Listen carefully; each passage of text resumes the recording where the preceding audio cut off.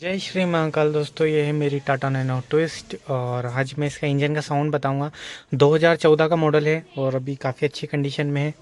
और अपन देख लेते हैं कितने किलोमीटर चली हुई है। अप्रॉक्स नहीं बताएंगे, हम फिक्स बताएंगे। 56,760 किलोमीटर गाड़ी चल चुकी है, अच्छी कंडीशन में है, फुल मेंटेन गाड़ी है और इसका साउंड सुनाएंगे एक नंबर, मज़ा आ जाएगा। तो बने रहिए हमारे साथ।